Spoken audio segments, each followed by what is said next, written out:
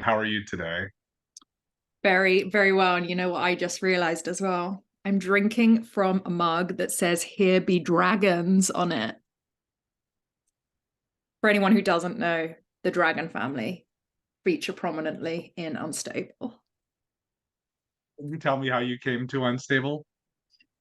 Um, I got an email out of nowhere. I was shooting in Bulgaria, as you do. I was doing a movie last year, and I woke up to this glorious email saying, would I like to get on a Zoom with Rob Lowe and have a chat about the project? And Victor Fresco, the show's creator as well. And I found myself a couple of days later on a Saturday afternoon in Bulgaria having conversation with them. And I read with Rob and with Johnny actually about a week later for Netflix, just to make sure that the rapport we were building up on a Zoom also translated into the script and with our characters. And then yeah, Netflix said they'd let me do it. So that's how that happened. But I'm like the biggest Parks and Rec fan on the planet. And so yeah, it was like genuinely a real sort of a very arresting moment in my life. So it's very cool. So I'm curious what the real Rob is like because I feel like his characters on this show and Parks and Rec aren't so far apart. They're just at a very different point in his, even keeledness. Yeah, and he's that's a knowing, that's a choice from Rob, and we discussed it, and I think there are elements of Claire from Fleabag in Anna as well. So we sort of yeah knowingly gave nods to those characters, but yeah, Rob has been in this game a long time, and it shows. Like he was just, his skill set is, it's pretty intimidating, but it's also really masterful to watch. And I was completely starstruck the first couple of days working with him, honestly. Like genuine out of body experience, and couldn't really get through the scenes. But eventually settled into it, and just came to accept that he was my peer, and had to get on with it. So yeah, he's just so skilled, particularly at comedy. I just think he's so gifted, and it's effortless for him, or it is seemingly to me, the way that he works. So yeah, that was a real thrill. And Fred Armisen too, honestly. Yeah, seeing the workings of actors like that up close is, you have to remember that you're in the scene and you have to show up as well. It's quite hard because it's particularly with Fred. I mean, Johnny and I, there's a scene at the beginning of episode 2, and we also were struggling to get through it, particularly because Fred was making us laugh a lot, but he's also just, you know, incredible. So yeah. He strikes me as someone who's very good at tripping other actors up because he's just so deadpan that you don't even realize. Like, ever just thinking of him, and I'm thinking of no emotion, and it's just so hilarious. But I'm sure that makes a scene very difficult to get through.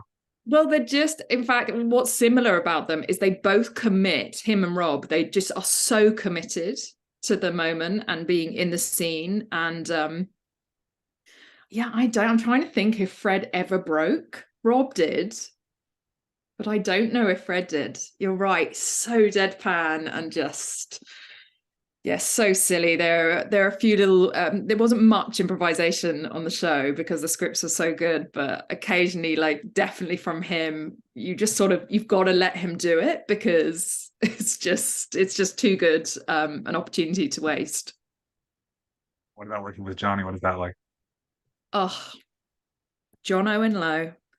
He was the surprise hit for me because I think, as Rob's son, there's a lot of baggage that comes with that, and a lot of expectation on his shoulders. And so yeah, it was funny. He was really the first person where, even on the Zoom, actually our chemistry was so obvious.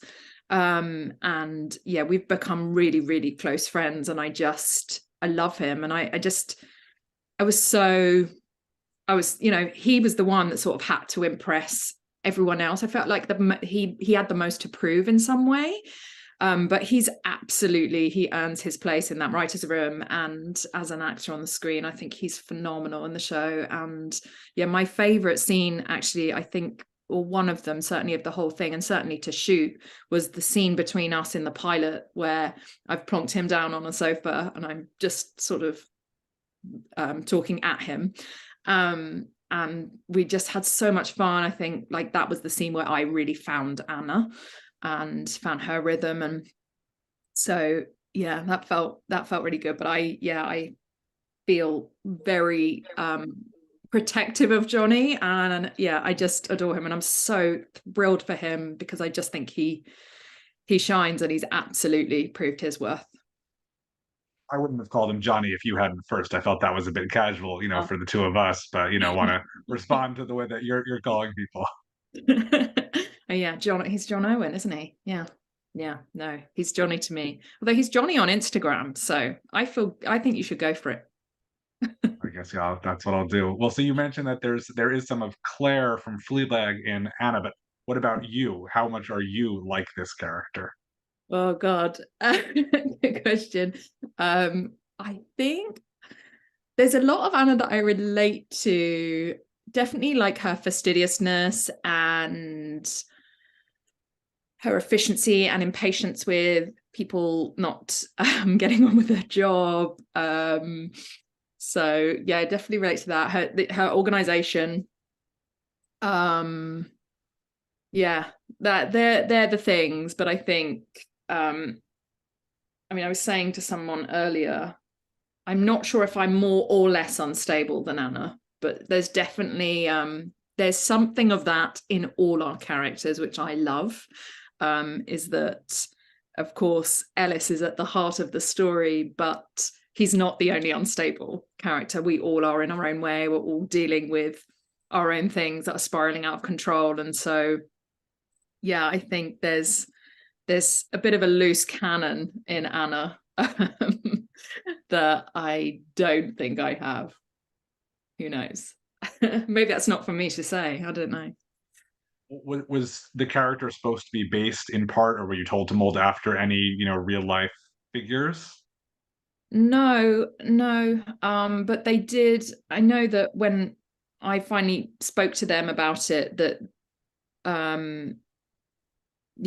reading the script, the rhythm of her dialogue, I said she feels British to me, and they said we think so too, but they hadn't been seeing British actresses, I don't think, and I think it sort of slotted into place for them.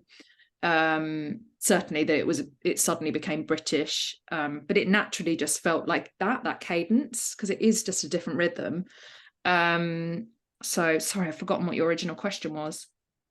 Whether it was based on any real life figures, the character. Oh no, so I think it was just that, and then I know that once I was cast, the writers really wrote to me, and I think they drew on my strengths, which inevitably with Fleabag, especially because it's a comedy, I think there were going to be a few crossovers, which I don't mind. I love playing with women with that kind of rhythm. When you mentioned the nationality, that just makes me think I see a lot of British actors who end up playing, Americans. And there are some shows where everybody in the cast is not American, but they're all playing Americans. And it's just, I don't know if that feels strange, if there's something about playing a Brit in America that adds a certain dimension to it. I definitely think I think what it gives our show is an extra layer of eccentricity, just because our accent lends itself so well to that kind of energy. And I think that's what our show thrives on. And that's absolutely where Ellis is at. And so that's why I feel like they're such equals, and they can meet each other so well, is because they are so eccentric in their own way. And my God, my head is like a sieve today. You asked me. Whether the accent, the British accent in Oh, America, that affects it. yeah, I do think sometimes when you're watching things, it can jump out. It's more in film I might notice things like that, like when there's a British character in an all-American cast, or yeah, like you say, if it's an all American characters, but they're being played by Brits, and yeah, that can be odd too. I mean, it just depends on how good the execution is, I guess. I think Matthew McFadden in Succession is, well, my understanding from Americans is that his accent is flawless, and I certainly do not even. I mean, I'm obsessed with that show and obsessed with him in that show, and he's a friend of mine. So I can completely suspend my disbelief watching him in that. I don't notice. I forget that he's British. Well, one disappointing facet for me about British television is it's always so short. And that's because it's great. But I was thinking about something like 2 Weeks to Live, which I loved. I thought that Oh was my such a great God. show. Blast from And the past. Yeah, okay.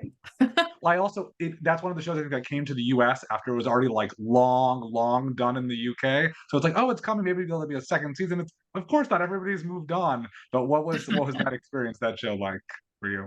Oh, that was great. Working with Maisie, it was heaven. I was just a huge fan of her work, and I mean, I just think she's so phenomenal in Game of Thrones. I really do. And so yeah, that she was my big takeaway. In fact, the four of us that were the main characters in that, we just had, yeah, we had such a lovely time together. There were some tough, very cold, very muddy days up in a wood that, to be honest, it was much worse for the crew because they had to lug equipment up through the most awful conditions. But yeah, it was really fun. My God, it was so long ago. Yeah, I don't even know when I'd done that. Maybe I'd done that just after quiz, actually, which is what I did with Matthew. Yeah, Very no, perfect. had a great time. Wonderful director, full of enthusiasm, Al Campbell. Yeah, had a lot of fun. I also think that your episode of Hitmen came out right around the same time here in the US. And Oh my that is God, like you a are fun show. across it, Abe. But that one's definitely a lot darker, but I really enjoyed it just because, of course I'm trying to bloody run away. I really just very memorable. I'm so glad you mentioned that, because I love that series. I think it's like legitimate to me, and I think yeah, it's I love Mel and Sue.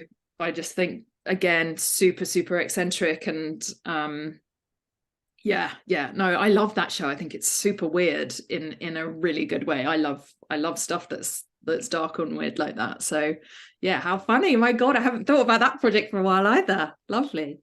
I feel like it could appeal to fans of Barry. Once that ends, if it's like we want something a little bit stranger and a little bit more upbeat in some other ways. Yeah. A bit sillier. Definitely a bit sillier than Barry. But of course, you've brought up Fleabag a few times, and I love Fleabag. I was one of the people who watched season one, was like, this show is amazing. And then I actually was busy when season two came out and didn't watch it right away. So everybody was telling me how great it is. I was like, I know, I've seen season one, it's fantastic. But now I'm the one behind. I have to catch up on it. But I mean, I understand you may be doing something with Phoebe again soon. Is that correct?